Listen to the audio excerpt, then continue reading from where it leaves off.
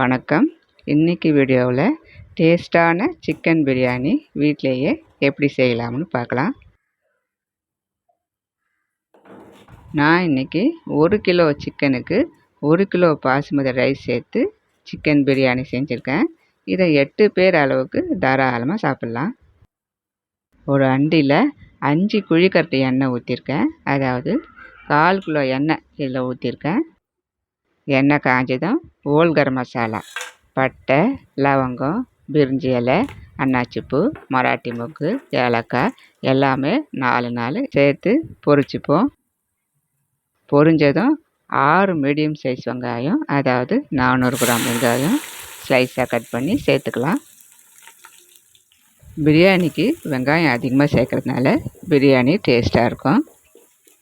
வெங்காயத்தை நல்லா பொன்னிறமாக வதக்கி எடுத்துக்கலாம்.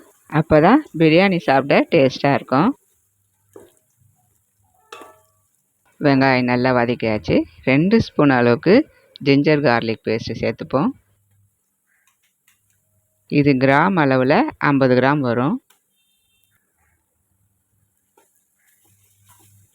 ஜிஞ்சர் கார்லிக் பேஸ்ட்டு சேர்த்ததும் அடிப்பிடிக்காமல் கைவிடாமல் வதக்குவோம். பிரியாணினாலே எல்லாருக்கும் ஃபேவரட் தான். நான் சொல்கிற அந்த மெத்தடை நீங்களும் செஞ்சு பாருங்கள். பிரியாணி சாப்பிட டேஸ்ட்டாக இருக்கும்.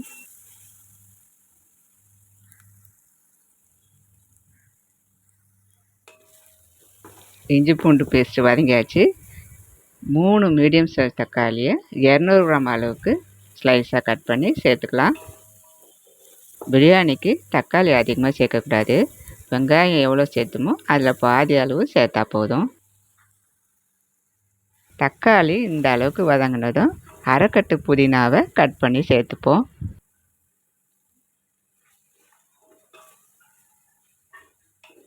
புதினா சேர்த்ததும் கைவிடாமல் கிளறி விடுங்க. அப்போ தான் பிரியாணி அடிப்பிடிக்காமல் வரும். தக்காளி நல்லா வதங்கி எண்ணெய் பிரிஞ்சு வந்திருக்கு. இப்போது 6 பச்சை மிளகாவை சேர்த்துப்போம். பச்சை மிளகாவை இந்த போல் முழுசாக தான் சேர்க்கணும். கீரையோ கட் பண்ணியோ சேர்க்கக்கூடாது. அப்படி சேர்த்தோம்னா பிரியாணி அதிக காரமாயிடும். சின்ன பசங்க சாப்பிட்றதுக்கு கஷ்டப்படுவாங்க. பச்சை மிளகாய் வதங்கினதும் மசாலா பொருளெல்லாம் ஒன்று ஒன்றா சேர்த்துக்கலாம். 1 ஸ்பூன் அளவுக்கு காஷ்மீரி மிளகாத்தூள் சேர்த்துப்போம். காஷ்மீரி மிளகாத்தூள் சேர்க்கறதுனால பிரியாணிக்கு நல்ல கலர் கொடுக்கும். 1/2 ஸ்பூன் அளவுக்கு மல்லித்தூள், 1/2 ஸ்பூன் அளவுக்கு பிரியாணி மசாலா. மசாலா பொருள் எல்லாம் சேர்த்ததும் நல்லா வதக்கி விடுவோம். மசாலாலாம் வதங்கினதும் 2 டீஸ்பூன் உப்பு சேர்த்துப்போம்.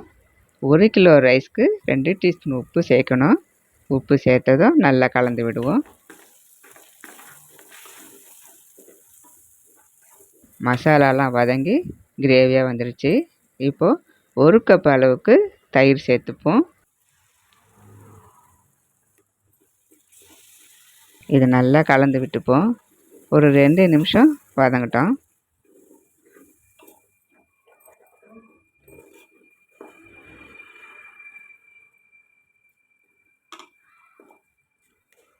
தயிர் சேர்த்ததும் மசாலாலாம் ரெடி ஆகிடுச்சு. இப்போது 1 கிலோ அளவுக்கு சிக்கன் சேர்த்துப்போம். சிக்கன் சேர்த்ததும் நல்லா கலந்து விட்டுக்கலாம்.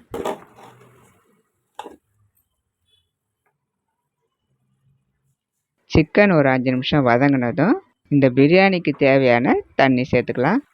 1 கப்பு ரைஸுக்கு 1.5 கப் அளவு தண்ணி. நீங்கள் எந்த கப்பில் ரைஸ் எடுக்கிறீங்களோ அதே கப்பில் 8 கப் அளவுக்கு தண்ணி சேர்க்கணும். தண்ணி சேர்த்ததும் நல்லா கலந்து விட்டு உப்பு காரம் டேஸ்ட் பண்ணி பார்த்துக்கணும். இது ஒரு மூடி போட்டு மூடி வைப்போம். ஒரு 10 நிமிஷம் அளவுக்கு சிக்கன் வேகட்டும்.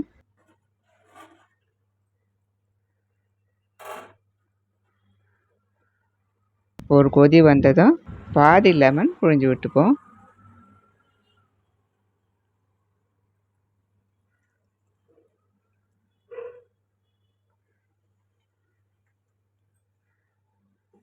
இதை மெதுவாக கலந்து விட்டு மூடி வச்சுருவோம்.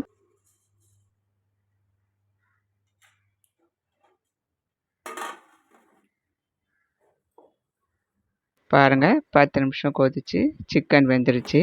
இப்போது அரை மணி நேரம் ஊற வச்ச பாசுமதி ரைஸு சேர்த்துப்போம். ரைஸ் உடையாமல் பொறுமையாக கலந்து விட்டுப்போம். ஒரு 2 நிமிஷம் கொதிக்கட்டும். பாருங்கள், நாம் காஷ்மீரி மிளகாத்தூள் சேர்க்கறதுனால நல்ல கலர் கிடச்சிருக்கு. இதுக்குன்னு தனியாக ஃபுட் கலர் நாம் சேர்க்க வேண்டியதில்லை.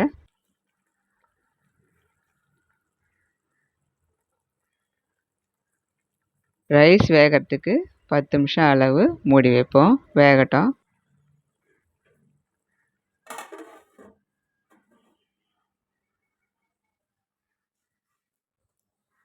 பத்து நிமிஷம் ஆயிடுச்சு, திறந்து பார்க்கலாம்.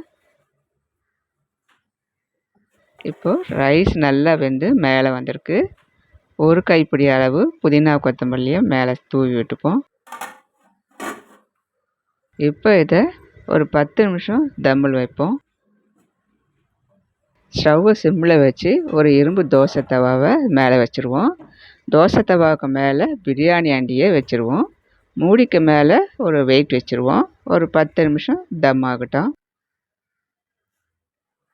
10 நிமிஷம் ஆயிடுச்சு. ஸ்டவ் ஆஃப் பண்ணிவிட்டு திறந்து பார்க்கலாம்.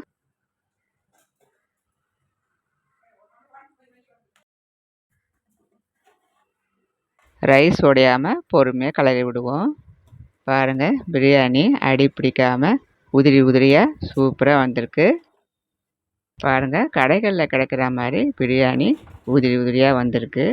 நான் சொல்கிற அந்த மெத்தடை நீங்களும் ஃபாலோ பண்ணிங்கன்னா பிரியாணி அடி பிடிக்காமல் கரெக்டாக வரும்.